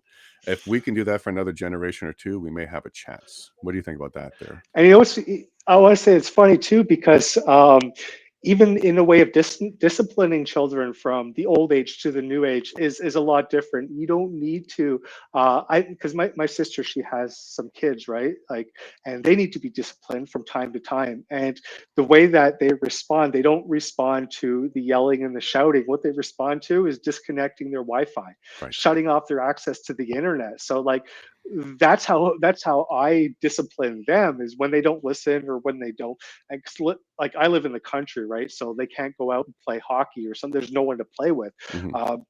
So I shut off their Wi-Fi, and then they do what they're told. So like as parents, and like I'm not a parent, so I don't know everything that goes along with that, but I just know that if by doing that that little thing, it has so much effect on their attitude and their willingness to listen, as opposed to just being yelled at all day and ultimately shut down. So we can kind of use, if we really understand the information age, we can kind of use it to our benefit as well. And that's what I try to do. So I think that's one thing that parents can do.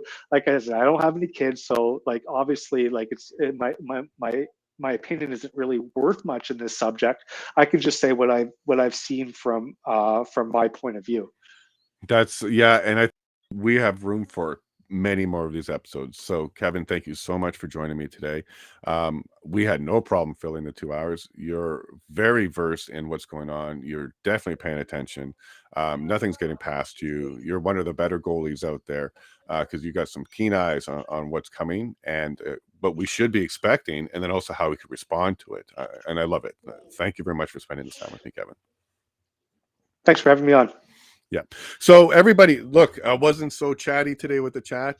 I see them all. If you are on our Discord, thank you very much, Kevin. If you see our Discord, all the chats are in there. So I'm going to do my best to say thank you very much to Peter, to Prairie, to Eleanor, to our new friend, True North. We have Weechi showed up. We have Zario in here. We have Padge in here. This was another wonderful episode for everybody to show up on. So thank you all very much for being there. And what do you think about that? That was more of a free form conversation. There really was no agenda. We wanted to talk about government. I'm running for government. He doesn't think we need a government. I thought it was a very, very good conversation. Quebec, Alberta, future of Canada. So what do you think? Is this the kind of episodes you'd like to continue to see where we bring in guests and we just chat? Because I enjoyed myself. I did enjoy myself quite a bit. But thank you all so much. We're going to leave with Clay here. He's sending some love and hearts to Canada. And he's also mentioning here, thanks, Jay, Lee, YCC, and Kevin for a great talk. Well, thank you, Clay, and thank you as well for being here. It's been wonderful. I am really enjoying this. We're on week 2. So I'm going to keep doing it. I'm going to keep bringing you all the guests that say yes. And thank you all very much for being here. You know how I feel about you. Love you all. And God bless.